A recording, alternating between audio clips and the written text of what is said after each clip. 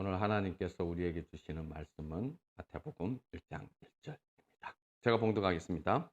아브라함과 다윗의 자손 예수 그리스도의 계보라. 아브라함과 다윗의 자손 예수 그리스도의 계보라 이렇게 나와 있는데요. 원어적으로 보면은 이게 비블로스라는 게 이게 책이에요. 게네세오스. 이거는 그 기원이라는 거. 기원의 책이라죠. 세오스부터 해서 다 속격입니다. 예수 그리스도의 기원의 책 이렇게 되죠. 휘우 데비드, 그러니까 다윗의 휘오스라는 게 아들이죠, 그죠? 다윗의 아들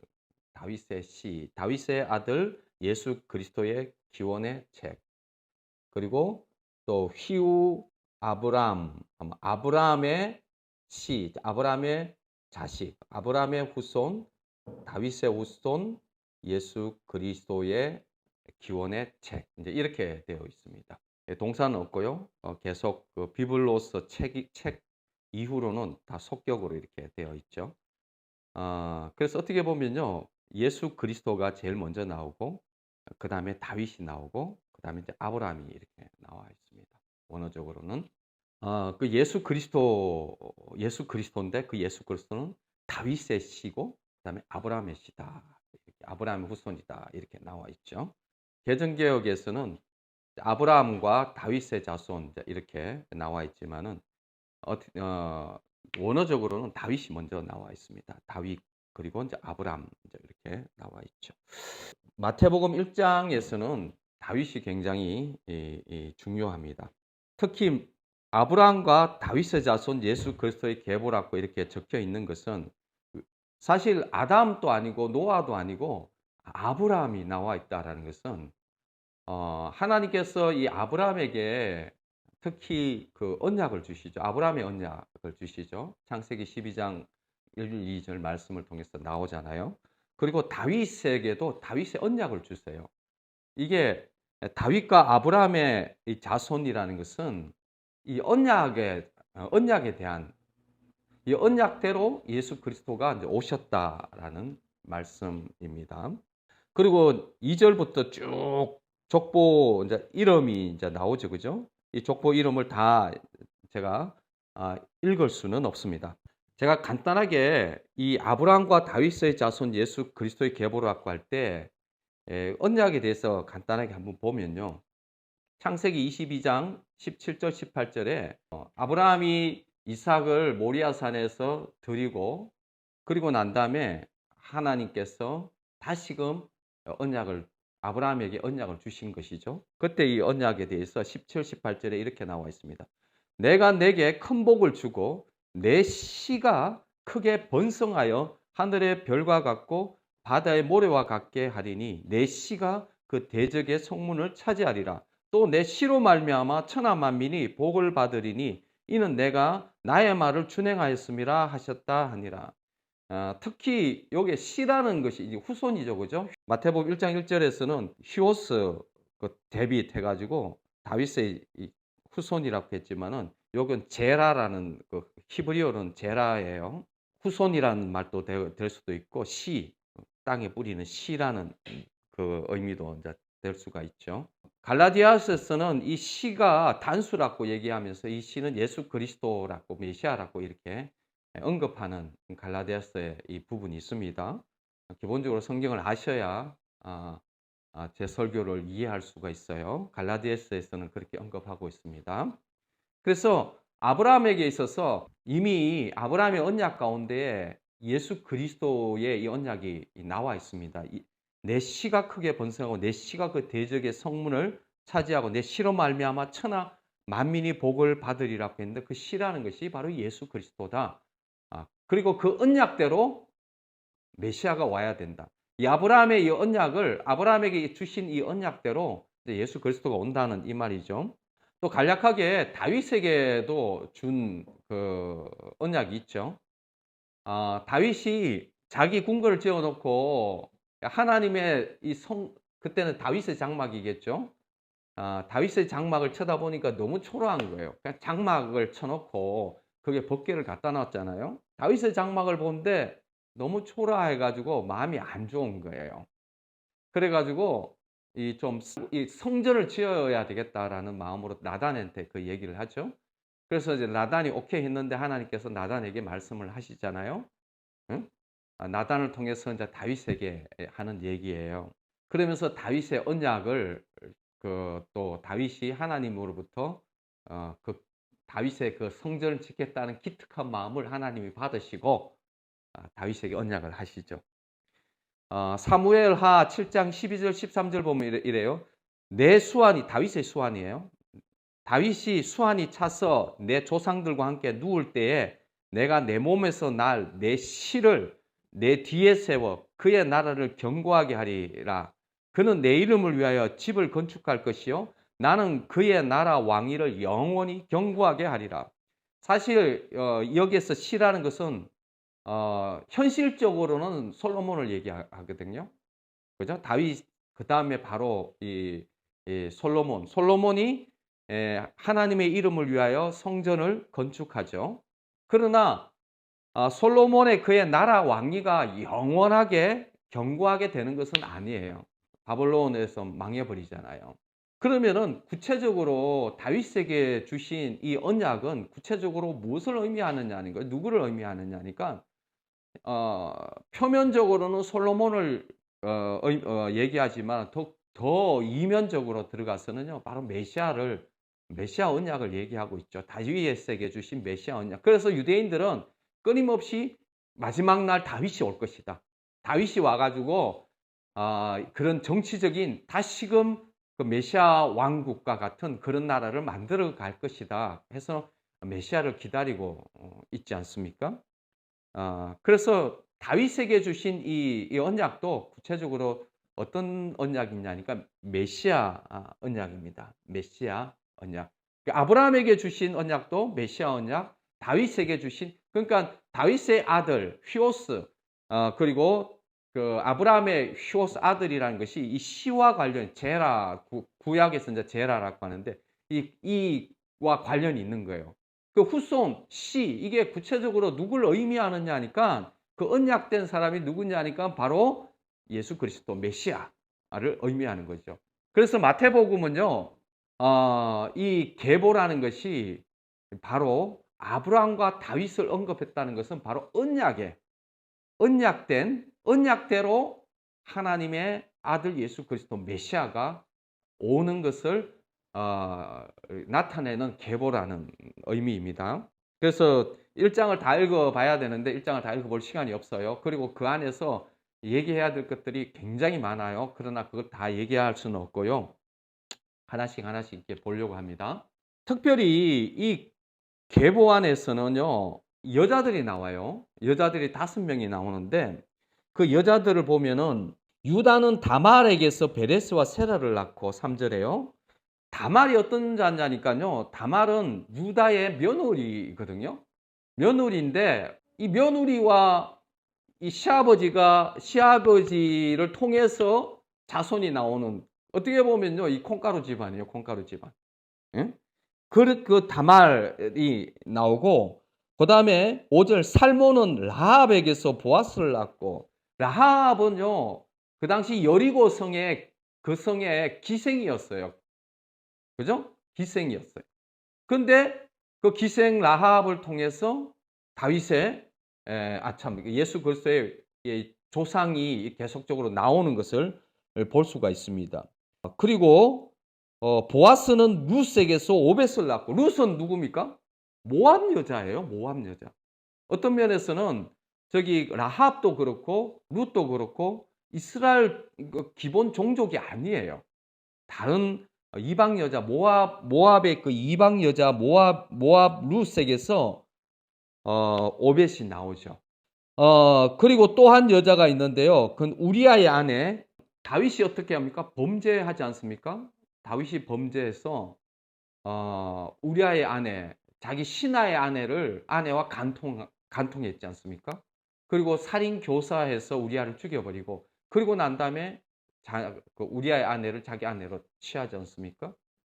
그야말로 이 아브라함과 다윗의 자손 예수 그리스도의 계보인데, 그 계보 안에서는 도무지 메시아가 나올 만한 그런 끈데기가 없어요. 여자들만 봐도.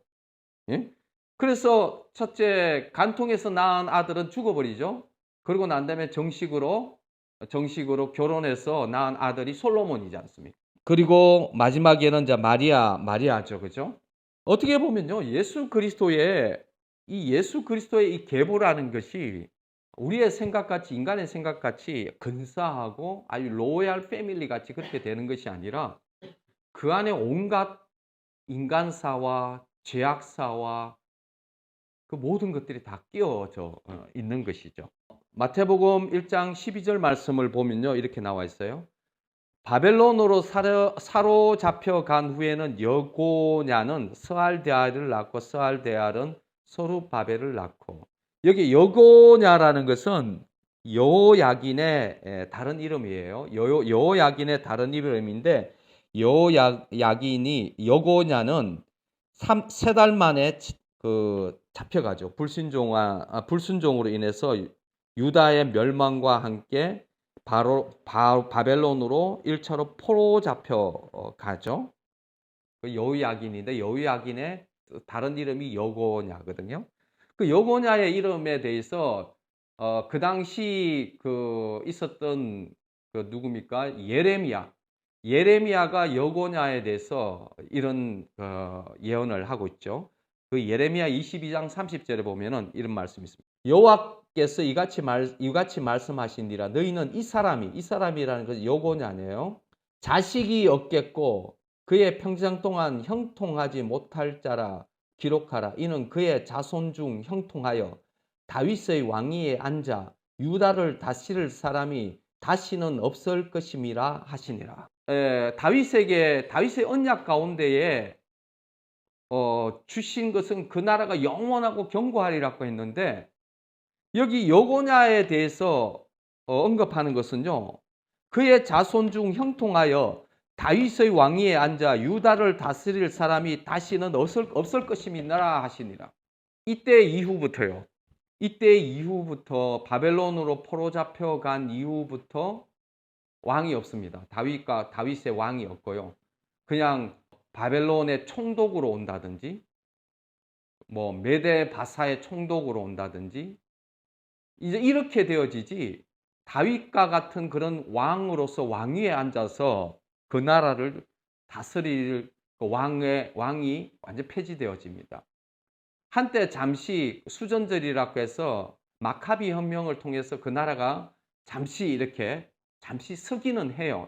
그래서 수전절이란 절기가 지켜지지만은 결국은 로마에 의해서 완전히 망해 버립니다. 마태복음 1장 17절에도 보면요. 그런즉 모든 대수가 아브라함부터 다윗까지 연례되어 다윗부터 바벨론까지 사로잡혀 갈 때까지 연례되어 바벨론으로 사로잡혀 간 후부터 그리스도까지 연례돼요. 아브라함부터 다윗까지 연례되고 다윗부터 바벨론에 사로잡혀 갈 때까지 연례고 바벨론에 사로잡혀 간 후에 그리스도까지 연례되다. 이제 뭐 사실 14에 대해서 의미들이 많아요. 그것까지 제가 다 설명하기는 어려워요.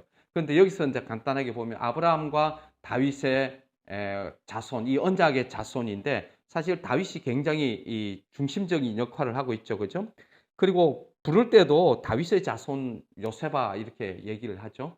사실 마태복음은요, 이 언약인데 어떤 언약이냐니까 이 왕으로 오시는 예수 그리스도에 대한 언약입니다. 왕으로서 오시는 예수 그리스도, 이 메시아에 대한 이 언약입니다.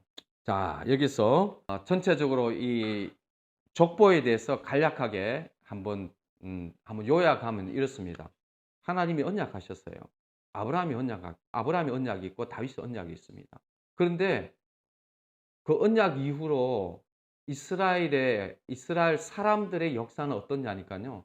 죄악의 역사입니다. 그 언약에 합당한 역사가 아니에요. 그 안에 인간이 뭔가를 정말 해보려고 하는 그런 일들도 있었지만은 대부분의 역사의 그 흐름들은요, 인간의 실패 역사의 흐름들입니다. 심지어는요, 완전하게 그 다윗의 언약을 받았지만은 그 나라가 왕위가 온전할 줄 알았는데 아니요, 바벨론으로 멸망해버립니다. 바벨론에 멸망해버리고 남유다는 아수르에 이전에 멸망해버렸고, 그나마 그 멸망이 포로 잡혀가서 삶처럼 포로 잡혀가서 근근히 유지하고 있었죠. 바벨론의 종이 되었고요. 그 다음에요, 메대와 바사가 왔을 때 이 페르시아의 종이 되어집니다. 그러고 난 다음에 헬라의 종이 되어지고, 그러고 난 다음에 로마의 종이 되어지고, 완전하게 어떻게 해요? 다윗의 언약과 아브라함의 그 언약이 어떻게 됐냐? 인간적으로는 완전하게 다 소망이 완전하게 끝나 버렸습니다. 아무런 가능성과 소망이 전혀 보이지 않습니다. 왕도 이미 사라지고, 여고냐 이후로부터 왕은 사라지고, 그 왕위가 다시 설 것 같지도 않는. 그래서 언제까지? 1948년도인가요? 그때까지 그 나라가 서지 않습니다. 영원히 역사 가운데서 영원히 그 나라가. 그래서 오늘날 팔레스타인 문제들이 어떻게 일어났습니까? 오늘날 이스라엘과 팔레스타인 문제들이 그때 그 나라가 서지 않고부터 오늘날 중동 문제가 이렇게 복잡해진 것도 그때 그 일이지 않습니까? 인간적으로는 하나님의 언약을 주어졌고, 아브라함의 언약이 있고 다윗의 언약이 있지만은, 아브라함과 다윗의 언약을 일으킬 수 있는 그 어떤 그런 소망과 그런 가능성이 완전하게 다 사라진 그때에 그나마 다윗의 후손, 왕이지만은 왕 같지 않는 어디 목수가 되어져서 목수 일을 하고 있는 왕족. 이제는 왕족의 의미도 다 사라져 버리고, 이제는 완전하게 그냥 의미가 없는 그 다윗의 후손 요셉에게서 주님이 이젠 찾아옵니다. 20절에 이 일을 생각할 때 주의 사자가 현몽하여 이르되 다윗의 자손 요셉아, 내 아내 마리아 데려오기를 무서워하지 말라. 그에게 잉태된 자는 성령으로 된 것이다. 누가 찾아옵니까? 주님이 찾아오십니다. 누구라고? 왕과는 전혀 상관없는, 아무 의미가 없는 그냥 목수 일을 하고 있는 요셉을 찾아와서 다윗의 후손 요셉아. 이 의미가 뭐냐니까요. 인간으로는 끝났는데 하나님은 끝나지 않은 거예요. 이제는 하나님이 이제 시작하시는 시점이 되어집니다. 인간의 끝이 뭡니까? 인간의 완전하게 역사가 끝났을 때 어떻게 합니까? 하나님의 시작이 되어지는 것입니다. 그 누굽니까? 기드온 같은 경우도 그야말로 타작마당 뭡니까? 포도틀 저업에 숨어가지고 이렇게 타작을 하고 있을 때에 그 숨어가지고 혼자 타작하고 있는 그 기드온을 향해서 주의 사자가 나타나서 큰 용사요 이렇게 얘기하잖아요. 예?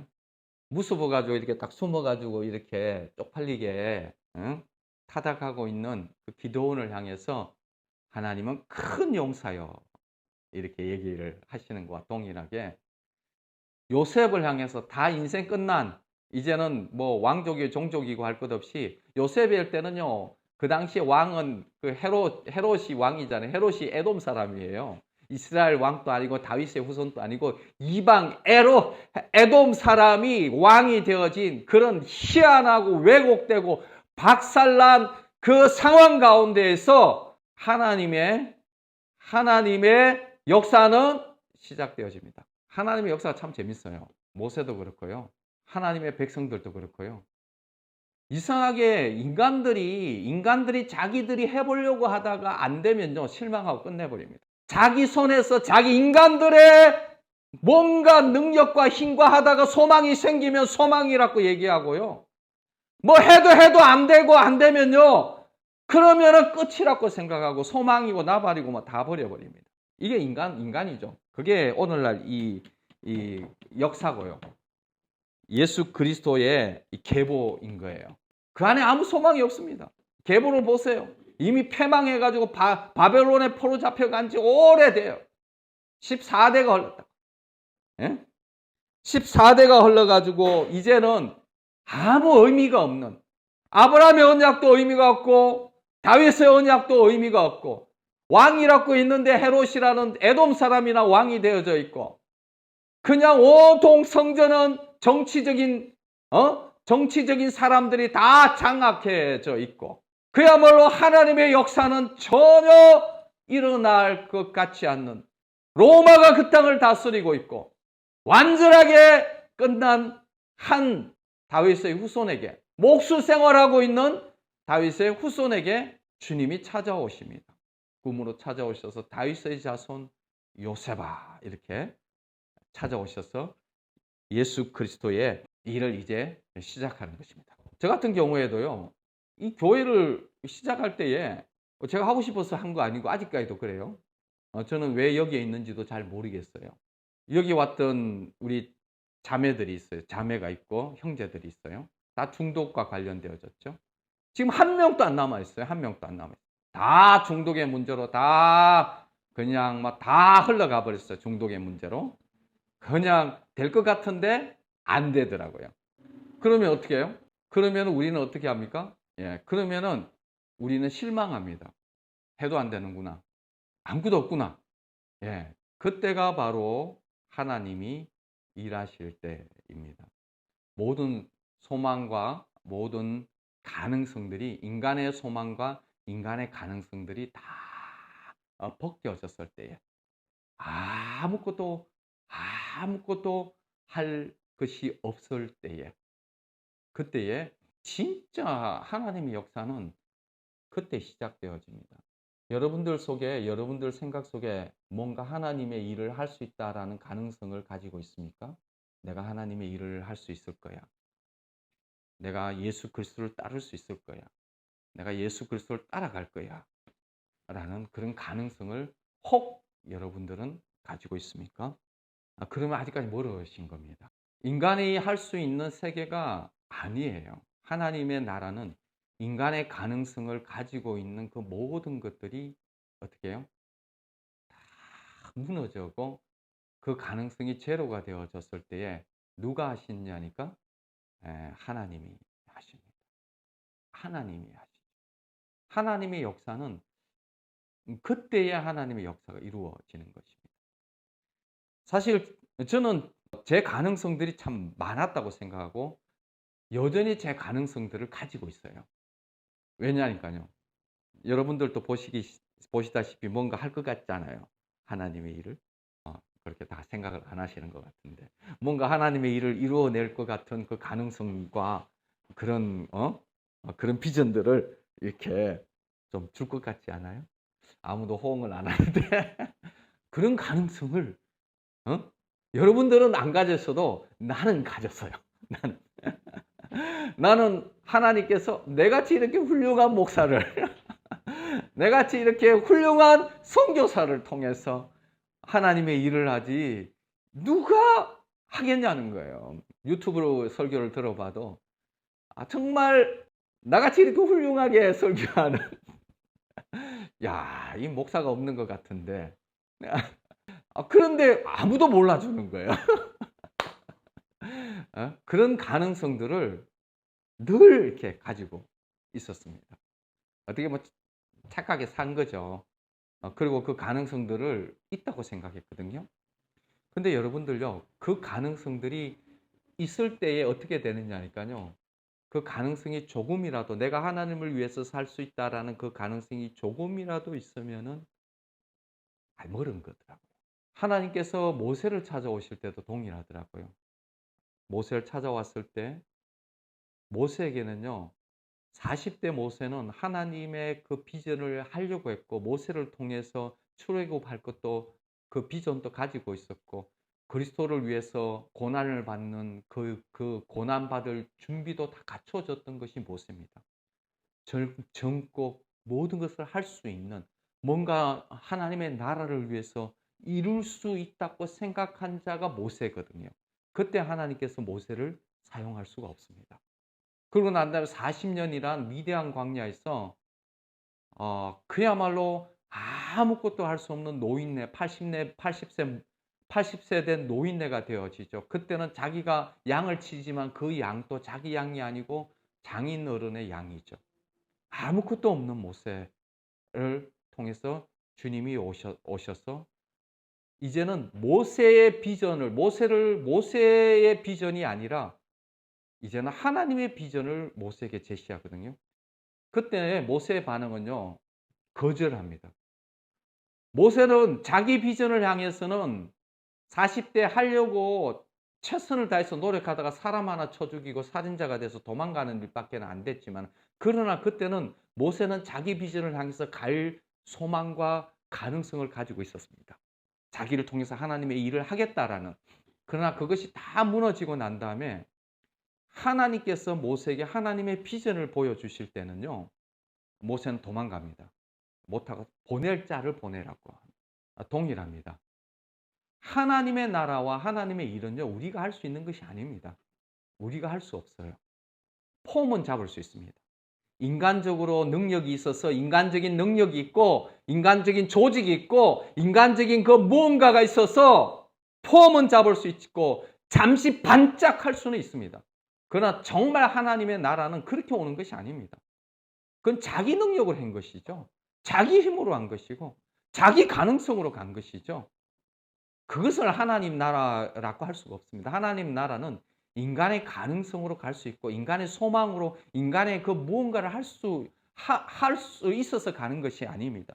오늘 보는 본문 가운데 이 계보 속에서요, 인간의 가능성, 예수 그리스도의 이 계보, 메시아가 나올 수 있는 그 어떤 가능성도 없습니다. 그럴 때 어떻게 해요? 하나님께서 하나님의 가능성으로 하나님께서 인간의 그 모든 끝난 그 마침 위에 하나님의 가능성으로 하나님은 시작하고 계십니다. 그래서 제가 이 때가 가까웠구나라는 이 소망이 생겨요. 어떤 소망이 생기냐니까, 제가 할 거라고 생각했는데 결론이 딱 났어요. 할 수 없는 거구나. 하나도 남아있지를 않아요. 막 대문짝까지 신문에 나가지고 그냥 마약 문제에 빠지기도 하고 술 문제로 빠져서 다 그냥 완전하게 주님이 주셨는데 하나도 남지 않는 이 인간의 가능성들이 완전하게, 인간의 소망이 내가 할 수 있는 그 어떤 것도 남지 않는 그거를 주님이 이루어 주셨어요. 그러니까 제 안에 어떤 마음이 드냐니까요. 그러니까요, 제가 어떻게 되느냐니까요. 제가 할 수 있는 것이 아니라 제가 어떻게 됐냐니까 그냥 아주 무력하고 무기력한, 신앙생활조차도 무력하고 무기력한 신앙생활의 매너리즘에 빠지더라고요. 왜? 내가 하려고 했던 것은 다 끊쳐지고 망해버리니까. 그러니까 어떻게 해요? 그럼 무기력하고 그냥 아무 소망이 없는 거예요. 그때에 하나님의 역사가 시작되는 거죠. 그때에 내 존재를 보는 것이죠. 내가 얼마나 충성되지 못한가, 내 본질이 존재가 얼마나 형편없는가, 내 존재로서는 주님을 따를 수 있는 것이 아무것도 없다라는 것, 나를 통해서는 하나님이 할 수 있는 것이 아무것도 없다라는 것, 그것이 딱 결론이 나더라고요. 딱 결론이 나니까 어떻게 됩니까? 이제는 하나님이 이제 하셔야 되는 거예요. 하나님이 하셔야 돼요. 이 말도 주님이 하십니다. 이 말 속에요, 자기 가능성과 자기 소망을 가지면서 하나님이 하십니다, 이렇게 얘기하는 사람들이 굉장히 많아요. 진짜 하나님이 하신다라는 이 말 속에는요, 자기 가능성과 자기 소망이 최로여야 되는 거예요. 여전히 하나님이 하신다 얘기하고 하나님의 사역을 얘기하지만은요, 그 안에 자기 소망도 들어가 있고 자기 가능성도 들어가 있으면서 계속 자기가 묻어 있는, 주님이 하십니다, 주하라는 언어를 쓸 때가 너무나 많은데, 그때는요 반드시 과정을 겪습니다. 어떤 과정을 겪습니까? 자기가 완전하게 지워지는 과정을 겪어야 돼요. 자기가 완전하게 사라지는, 죽어지는 그 과정을 겪습니다. 시간이 오래 걸리겠죠. 그러고 난 다음에 어떻게 해요? 정말 이제는 주님이 하시는 그 일을 주님 수준으로 할 수 있는, 그야말로 인간의 시대가 끝나고 병기리의 시대가 끝나고 모든 사람의 시대가 끝나고, 그리고 주님의 시대가, 이제는 비로소 주님의 시대가 시작됩니다. 언제 되어집니까? 내가 완전하게 아니라는 것들이 결론 날 때, 나의 가능성과 하나님을 위해서 할 수 있다라는 그 가능성과 주님을 위해서 할 수 있겠다는 그 어떤 소망과 내가 주님의 나라의 보탬이 될 수 있는 그 무언가를 할 수 있다라는 그 어떤 흔적이 남아 있다면 그 흔적이 치워질 때, 그럴 때에 주님의 시대가, 주님이 비로소 그 일을 시작하시는 시점이 되는구나. 그래서 사도행전 1장 14절에 보면 이런 말씀이 있습니다. 예수님께서 약속을 하셨죠. 어떤 약속을 했습니까? 성령을 기다리라는 약속을 하십니다. 그래서 위에는 이제 그 120문도죠. 120문도들 제자들과 함께 다 있었고, 그리고 14절에 여자들과 예수의 어머니 마리아와 예수의 아들들과 더불어 마음을 같이하여 오로지 기도에 힘쓰더라. 여러분들 오로지 기도에 힘쓸 수 있는 사람이 어떤 사람인 줄 아십니까? 오로지 기도에 힘쓸 수 있는 사람은요, 자기가 완전하게 끝장났을 때 오로지 기도에 힘쓸 수 있습니다. 오로지 기도에 힘쓸 수 있는 사람은 자기의 흔적이 다 지워진 사람만이 오로지 기도할 수가 있습니다. 그리고 사도행전 2장 42절에 그들이 사도의 가르침을 받아 서로 교제하고 떡을 떼며 오로지 기도하기를 힘쓰니라. 오로지 기도하기를, 초대교회의 특징이 뭐냐니까요. 오로지 기도하는 교회였어요. 기도는 왜 기도합니까? 자기 가능성이 있는 사람은 기도 안 합니다. 자기 소망이 있는 사람은 사실 기도 안 해요. 자기의 가능성과 자기의 소망이 없는 사람은요, 사실 정말 이제 기도를 하게 돼. 하나님을 의지하려면 기도하는데요. 자기의 소망과 가능성이 완전히 지워진 사람은 오로지 기도가 됩니다. 기도할 수 있어요. 자기 소망과 가능성을 가진 사람은 기도는 할 수 있습니다. 그러나 오로지 기도하지는 않습니다. 자기가 하려고 하죠. 자기가 이루려고 하죠. 그러나 자기 가능성의 흔적이 완전히 지워진 사람은 오로지 기도할 수가 있습니다. 사도행전 6장 4절에 보면요. 사도들에게 이 구제의 문제가 복잡하게 얽혔어요. 그 구제의 문제가 복잡하게 얽혔을 때에 사도들은 그런 얘기하죠. 우리는 오로지 기도하는 일과 말씀 사역에 힘쓰리라 하니. 이상하게 말씀 사역보다 기도를 먼저 합니다. 기도하는 일과 말씀 사역에 힘쓰니라. 기도한다는 이 의미는 뭐냐니까요. 온전하게 주님을 의지하고 내가 지워진 사람. 내가 완전하게 나의 소망과 나의 흔적이 완전하게 지워진 사람의 특징이 오로지 기도할 수 있고 오로지 주님 앞에 나갈 수가 있는 것입니다. 하나님께서 제2의 일들을, 뭔가 두 번째 우리 교회를 향해서 뭔가 두 번째 일을 주님이 하실 것 같습니다. 그 일은 인간의 소망이 없는 주님의 수준으로 주님이 하실 일들을 주님이 이제 하실 것 같습니다. 그것은 우리의 소망과 우리의 어떤 가능성 때문에 열려지는 것이 아니라 우리의 소망과 가능성들이 완전히 치워지고 나 개인의 가능성과 나의 개인의 소망조차도 완전히 치워지고 아무 가능성이 없는 그 절망 가운데에 아무 할 수 없는 나의 존재를 볼 때에, 그때에 하나님의 나라의 시작을 알리는 일을 주님은 하실 것입니다. 마태복음 1장에 이 족보를 통해서 말씀을 하셨습니다. 그 언약은 주님이 이루어 가실 것입니다. 인간이 도움 하나도 안 됩니다. 인간은 방해밖에 안 됩니다. 그러나 인간은 왜곡만 시켜놓고 엉망으로 만들어 놓은 아무 가능성 없는 그 역사 가운데에 하나님은 하나님의 언약대로 돌이킬 수도 없고 고칠 수도 없는 그 상황 가운데에서 하나님은 하나님의 언약대로 신실하게 주님의 일을 시작하셔서 예수 그리스도로 오십니다. 동일합니다. 하나님의 일은 오늘 한국 교회도 동일한 것 같습니다. 한국 교회 지금 돌이킬 수 없습니다. 한국 교회 방법이 없습니다.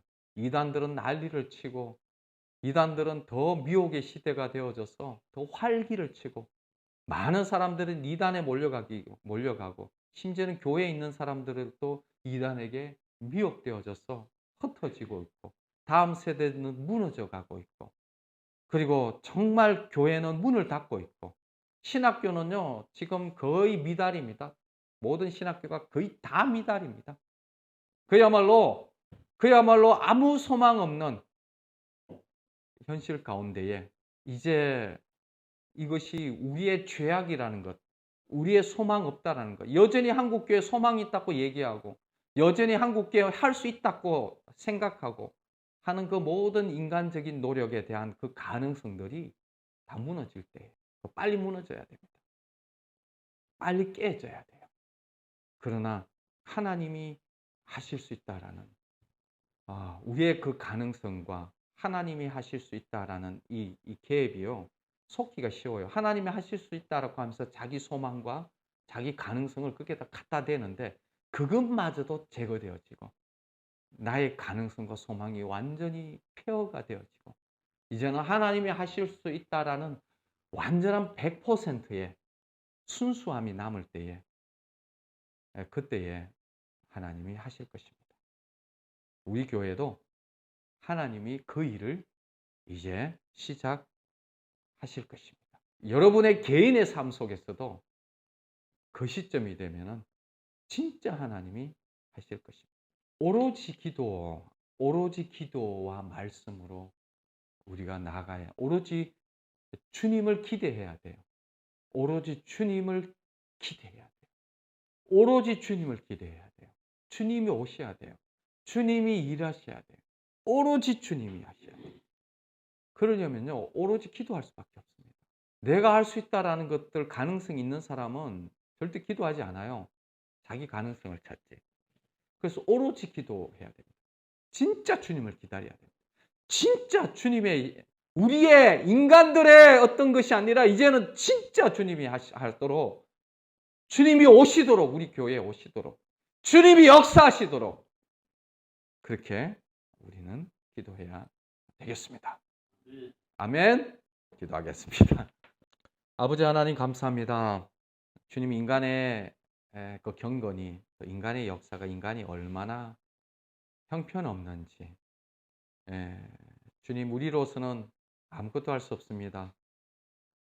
주님이 오십시오. 주님이 하십시오. 성령님 일하여 주시옵소서. 주님이 주인이십니다. 주님이 일하여 주십시오. 예수님 이름 기도드립니다.